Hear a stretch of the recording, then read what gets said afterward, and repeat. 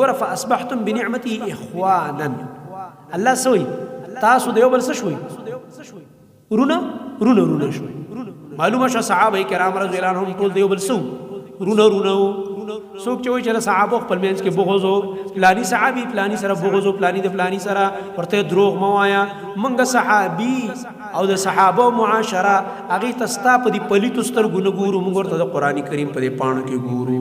قرآن کې الله وایي دا رونه رستو براشي الله فرمایي رحماء بینهم خپل منځ کې یو بل سره رحم و. موږ ورته په دې قرآن باندې تلو. صحابه کرام ټول مؤمنان رونه او الله د اور نه بچ کړي دي. الله وایي د جهنم د کندې نه مې بچ کړ فانقذکم منها. تور پسې غاپه په امریکا کې یو کافر ناسته دی ابلیس یاری شیطان یاری ورپسې هلته نه بکواس کوي په ابوبکر عمر عثمان علي او دې ټولو صحابو پسې. په ابوبکر پسې بکواس والله په علي پسې بکواس دی رضی الله عنه پسې. په عمر رضی الله عنه پسې بکواس کنځل قسم په الله چې په علي رضی الله عنه پسې کنځل.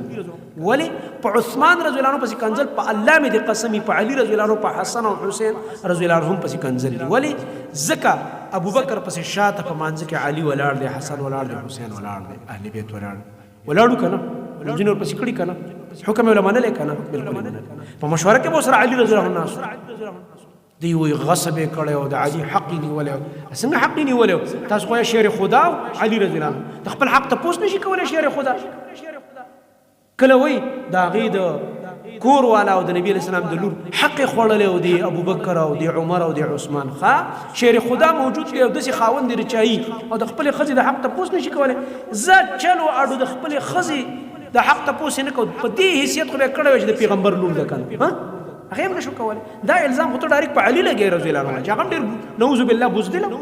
یو طرف ته ورته شعر خدا وي، بل طرف ته داسې کهانیانې دي جوړې کړي دي چې دروغ قیسې داستانونه چې د هغې نه خو دا نعوذ بالله ته علي رضی الله عنه توهین کوي چې هغه د سره تپوس نشو کولی د حق.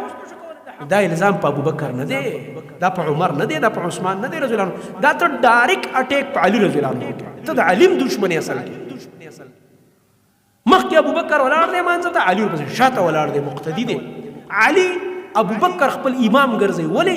ځکه زما نبي وایي بیمار دی راوتی نشي کور کې پروت دی نبي صلی الله علیه وسلم مرو ابا بکر فلیصلی بالناس. ابوبکر ته اډر وکړي علي موجود دی، حسن موجود دی، حسین موجود دی، بل موجود دی، عباس موجود دی رضی الله عنه د نبي علیه السلام تر. خو د نبي علیه السلام نظر انتخاب په چا لګېږي؟ ابوبکر. مرو ابا بکر فلیصلی بالناس. ابوبکر ته حکم اډر وکړي زما په ځای به ودرېږي او خلکو ته دې مونځ ورکړي. علي رضی الله عنه شاته ولاړ، عباس رضی الله عنه شاته ولاړ، حسن رضی الله عنه شاته ولاړ، حسین رضی الله عنه شاته ولاړ مقتدیان. ابوبکر امام دی، د علي امام دی، زمونږ امام دی، د حسن حسین امام دی، د عباس امام دی، زمونږ امام دی. عمر رضی الله عنه مخکې دی جماعت کوي، علي رضی الله عنه ټول اهل بیت ورپسې شاته ولاړ دي مقتدیان دي. امام یې مني، موږ یې منو، موږ د اهل بیتو ملګري هم صحابه منو هم اهل بیت منو. عثمان رضی الله عنه مخکې دی جماعت کوي، که پنځه منځونه دي، که د جمعې منځ دی او که د اخترونو منځونه دي. علي رضی الله عنه، حسن رضی الله عنه، حسین رضی الله عنه، عباس رضی الله عنه ټول شاته ولاړ دي مقتدیان دي. هغوی خپل امام عثمان ته وایي.